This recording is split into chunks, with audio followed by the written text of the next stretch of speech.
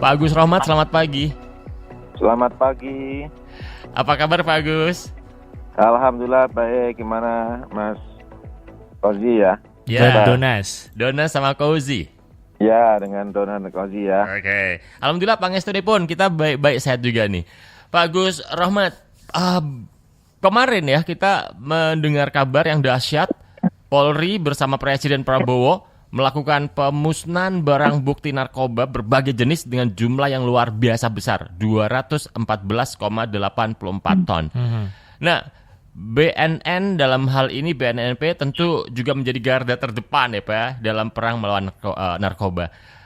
Setelah pemusnahan 214 ton lebih barang bukti narkoba itu, bagaimana Pak Agus Rohmat bisa menjelaskan kepada masyarakat strategi besar BNNP dalam memerangi peredaran narkoba yang makin canggih bahkan lintas negara, Pak Agus? Ya, pertama kita bersyukur bahwa Bapak Presiden Prabowo memberikan perhatian yang serius sehingga dalam visi misi beliau telah menyantumkan di mana pada visi ke-7 itu memperkuat untuk pencegahan dan pemberantasan termasuk di dalamnya narkoba, dan ini memberikan angin segar kemajuan bangsa ini untuk meningkatkan upaya-upaya pencegahan dan pemberantasan narkoba.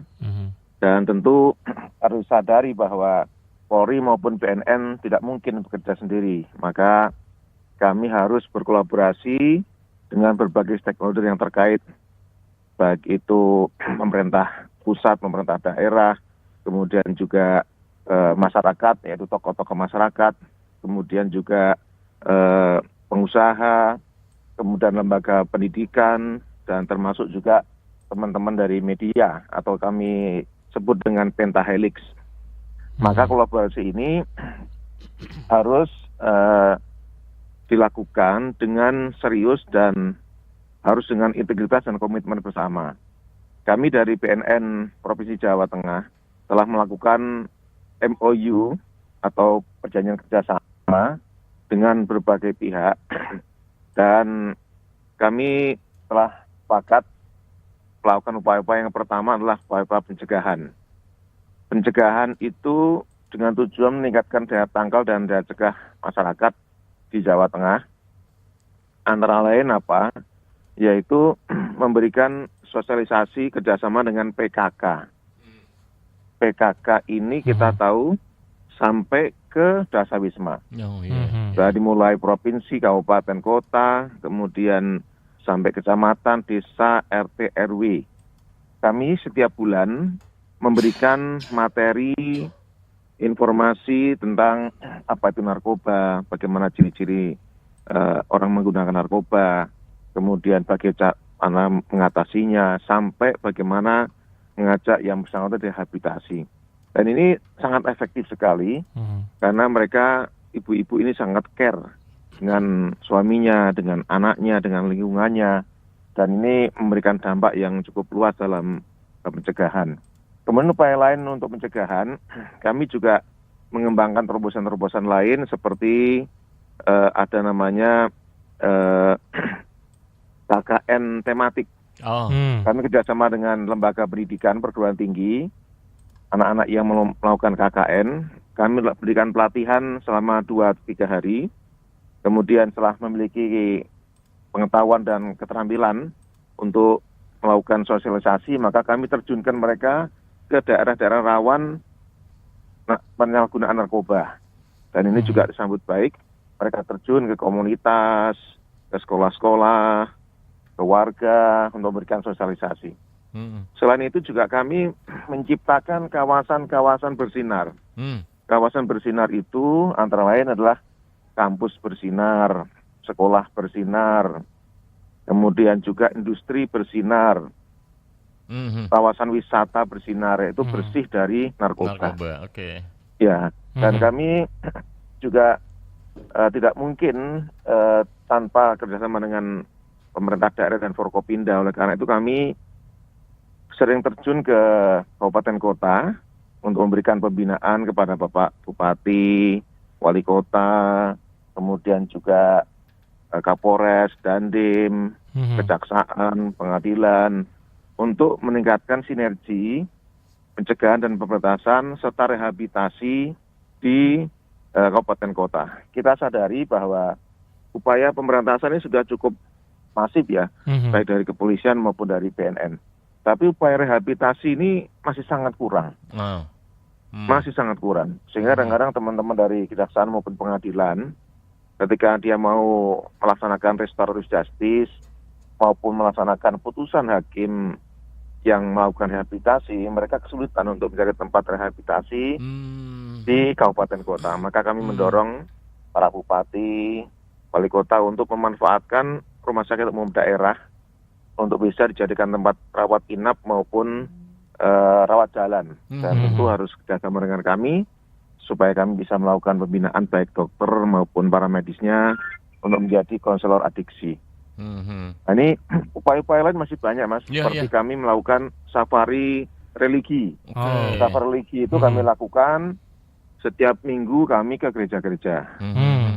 Setelah mungkin kegiatan keagamaan, kami diberikan waktu untuk sosialisasi kepada jemaat. Kemudian juga setiap Jumat kami ke masjid-masjid. Baik itu melalui menjadi khotib maupun setelah Jumatan kita diberi waktu untuk memberikan sosialisasi pada warga jamaah di masjid itu. Kenapa? Karena mereka orang baik-baik. Dan kita ingin menjadi kepanjangan tangan kita, minimal untuk dirinya, keluarganya, dan lingkungannya. Nah, ini juga sangat efektif. Kami kerjasama dengan Departemen Agama, sehingga ini juga turut membantu. Kemudian juga kami setiap ada kegiatan-kegiatan di masyarakat lain seperti Car Free Day juga kami manfaatkan untuk membuka stand di sana. Dan tentu masih banyak upaya-upaya lain ya yang harus kita lakukan. Itulah antara lain Mas yang dapat kami jelaskan. Kita mendengar penjelasan Pak Agus tuh, banyak banget programnya dan semua dirangkul gitu. Betul. Nah, ini kita pasti apresiasi, kita bersyukur sekali berbagai langkah dilakukan dengan merangkul berbagai pihak. Tapi tetap saja ya kita tetap harus waspada dan prihatin ketika masih banyak terjadi. Nah, itu titiknya di mana Pak yang mungkin perlu diperkuat lagi? Tadi udah disebutkan satu poin ya, misalnya rehabilitasi gitu ya, yang perlu terus diperbanyak gitu. Apalagi Pak, penekanan-penekanan yang perlu diperkuat gitu ya, karena upaya udah banyak kemana-mana dilakukan gitu. Ya, kita harus sadar ya. Kita harus sadar. Kita juga harus lihat sejarah, histori. Bahwa dulu Perang Dunia itu terjadi, mereka perang tidak hanya menggunakan senjata, bom, tetapi juga menggunakan narkoba. Kita tahu Inggris melawan Cina dan Cina kalah, sehingga Hong Kong dibawa kendali Inggris. Itu karena Inggris menyerang dengan menggunakan candu. Mereka beli dari India, kemudian dikirim ke Cina, dan masyarakatnya akhirnya kecanduan candu itu, kemudian sampai kepada para pejabatnya. Namun setelah kurang lebih tahun 1489 itu mereka ada pejabat yang sadar sehingga menyadarkan rajanya dan akhirnya disita semua barangnya, dimusnahkan. Itulah menjadi tonggak sejarah menjadi hari hani tanggal 26 Juni yang setiap tahun kita peringati. Nah, kita harus sadar semuanya bahwa kenapa ini sudah diberantas terus-menerus upaya keras, tapi masih saja terus. Ya, tidak menutup kemungkinan bahwa ada pihak tertentu yang ingin memecah belah bangsa ini dengan menyerang menggunakan narkoba dengan segala penjuru. Kita tahu bahwa di pelabuhan laut udara ini diperketat, tetapi masih ada saja. Kenapa? Ya selain itu juga memang letak geografis Indonesia ini yang cukup luas, dengan sekian ribu pulau, dengan panjang pantai sekian panjang, kemudian perbatasan darat juga panjang. Tentu tidak mudah untuk kita jaga setiap jengkal tanah dari serangan masuknya dari luar negeri. Misalnya di perbatasan Kalimantan, itu dijaga di pos-pos tertentu, tetapi kan perbatasan darat itu masih banyak yang mereka gunakan untuk diselundupkan dari Malaysia ke Indonesia. Kemudian dari jalur laut, ini hampir dikatakan 80-90% masuknya narkoba dari jalur laut. Laut internasional kita ini punya beberapa alki, dan itu mudah dilewati. Masuk ke pantai-pantai dengan seenaknya mereka, karena pelabuhan kita berapa, tapi pelabuhan tikus lebih banyak. Oke. Nah, jadi ini juga menjadi kendala. Iya. Dan kita tahu bahwa seperti hukum ekonomi, begitu barang disita banyak, harga naik, permintaan tetap ada, sehingga para mafia itu juga menggunakan berbagai cara, bahkan oknum pun bisa mereka beli. Waduh. Nah, ini juga tantangan kita. Iya. Tantangan yang luar biasa. Belum lagi banyaknya pengangguran di kita, bahkan ekonomi semakin sulit. Ini banyak yang, mohon maaf, yang mungkin iman takwanya kurang, yang mentalnya lemah, sehingga mereka tergoda untuk menjadi kurir, menjadi pengedar, bahkan merangkap sebagai pemakai, dan bahkan lama-lama menjadi bandar. Belum lagi tentu juga di lapas juga kita masih kadang-kadang dengar masih ada saja dalam lapas yang mengedarkan. Nah, ini juga, ini semua pekerjaan kita semuanya. Yang harus sama-sama kita sadar bahwa generasi kita ini harus kita selamatkan demi kemajuan bangsa kita ini. Kalau kita tidak menggerak bersama, diserahkan kepada aparat semua, sedangkan geografis kita begitu besar tantangannya, belum lagi jumlah demografi kita, itu bonus demografi kita ini sudah semakin nyata. Anak-anak produktif kita tuh semakin banyak. Tetapi juga tidak sedikit mereka terkena narkoba. Nah, ini tantangan kita. Beneran. Ini mendengar penjelasan Pak Agus Rohmat, ini perang beneran loh. Perang beneran. Apalagi Pak. Iya. Ini generasi muda itu kan yang jadi target utama sebenarnya jaringan narkoba ya Pak ya. Dan tapi apa sebenarnya program atau pendekatan yang dilakukan BNN agar anak muda ini bisa jadi lebih sadar gitu dan resisten terhadap godaan narkoba? Belum lagi kita dengar ada tren baru di kalangan remaja ya, narkoba dengan kemarin ada polisi melaporkan ada penggunaan ketamin etomidat yang dirup lewat campuran vape itu. Iya. Gimana Pak ini Pak, perkembangan baru bandar ini, pengedar narkoba ini kayak terus meningkatkan kecanggihannya, namanya juga usaha dia ya. Gimana nih Pak? Iya, ini harus kita sadari bersama bahwa narkotika yang lama, baik itu heroin, morfin, kemudian ganja, sabu, dan lain sebagainya, itu masih banyak. Tetapi dengan kemajuan pengetahuan dan ilmu pengetahuan, ya, teknologi, ini juga para mafia ini semakin juga menggunakan kecanggihannya. Maka ada yang disebut dengan namanya NPS, New Psychoactive Substances. Tercatat di bulan yang lalu itu sudah ada 1.391 jenis baru. Ini luar biasa di dunia ini. Dan di Indonesia ini sudah masuk sekitar 175 jenis baru. Ya, sedangkan 5 masih belum dikategorikan sebagai narkotika. Tapi yang lainnya sudah masuk dalam peraturan Menteri Kesehatan, dan itu kalau dilakukan penyalahgunaan masuk narkotika, artinya bisa diproses dengan undang-undang narkotika.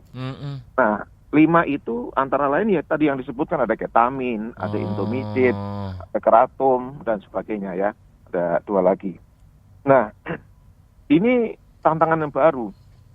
Mereka memanfaatkan sintetis narkotika, baik sintetis sabu, sintetis ganja, itu dimasukkan di dalam vape atau rokok elektrik ya. Nah, ini sangat berbahaya sekali. Orang rokok elektrik aja itu bahan kimia, dan itu lebih jahat daripada rokok biasa. Yang diserang adalah susunan saraf otak manusia. Apalagi ini dimasukkan dengan indomidate, dengan ketamin, dan zat-zat lain yang semakin membuat saraf otak manusia ini cepat rusak. Semakin edik atau kecanduan. Nah, ini bahaya sekali. Oleh karena itu kami juga melakukan kerjasama dengan LDikti, dengan Dignas. Kami membuat program namanya Soft Skill. Program Soft Skill ini kami lakukan suatu pelatihan, baik itu guru-guru maupun perwakilan dari para siswa atau mahasiswa, untuk menjadi Satgas Anti Narkoba. Kami di sekolah-sekolah membuat Satgas Anti Narkoba. Kemudian di perguruan tinggi kami membuat yang namanya UKM, unit kegiatan mahasiswa. Nah ini kami latih 3 hari. Setelah mereka memiliki pengetahuan dan keterampilan, maka mereka bisa mengenali mana teman-temannya atau staf karyawan yang mengedarkan, yang menyalahgunakan, ataupun dari pihak luar yang mencoba masukkan narkoba itu di sekolah-sekolah maupun di perguruan tinggi. Okay. Nah ini perlu benteng yang kuat. Iya, iya. Itu antara lain seperti itu. Kemudian juga kami memiliki program namanya life skill. Life skill itu memberikan keterampilan di mana anak-anak yang terkena narkoba, misalnya mantan napi maupun keluarganya yang rentan, bisa digalang oleh para mafia untuk menjadi pengedar bandar supaya jual narkoba. Kami berikan pelatihan. Life skill. Ya, kami kumpulkan tiap desa, itu ada 15 orang misalnya begitu. Kemudian dalam 15 orang atau 15 keluarga itu tadinya misalnya jual beli sabu, jual beli ganja, atau jual beli minuman keras. Kami galang, kami latih, misalnya dilatih sebagai tukang AC, atau dilatih sebagai tukang bengkel, sepeda motor yang ringan, atau dilatih menjadi, misalnya di daerah seperti daerah Tanjung Mas ini kan banyak ikan bandeng. Kami latih membuat abon bandeng. Biar gak balik lagi ke pekerjaan lamanya ya Pak ya? Iya, iya. Jadi dilatih menjadi keripik tenggiri misalnya gitu, kemarin di Kaligawe. Kami buat seperti itu.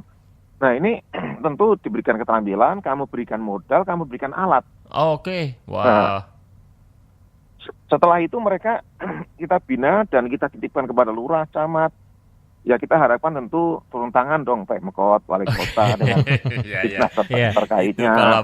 Ya kan, mungkin menampung, memberikan jalan untuk tempat mereka jualan di mana, atau ditampung di Tikranas atau di mana gitu kan ya. Siap. Diberikan kemudahan perizinan dan sebagainya gitu. Jadi tidak hanya terus kami saja yang melakukan, tetapi mereka nanti terus tidak turun tangan, ya sulit gitu kan. Kasihan mereka ini sudah dilempar bola sama Pak Agus Rohmat. Polda Pemda mohon dibantu. Baik Pak Agus Rohmat, matur nuwun berbagi informasi, kita jadi ngerti kos serius banget persoalan ini. Jadi kita harus sama-sama serius mengatasinya. Pak Agus Rohmat, terima kasih bersama Radio Idola Semarang. Sama-sama, mudah-mudahan kita semuanya bisa hidup sehat tanpa narkoba ya. Amin. Salam War on Drug for Humanity, perang melawan narkoba untuk kemanusiaan. Terima kasih. Assalamualaikum warahmatullahi wabarakatuh. Waalaikumsalam warahmatullahi wabarakatuh. Kepala Badan Narkotika Nasional Provinsi Jawa Tengah, Brigjen Polisi Agus Rohmat.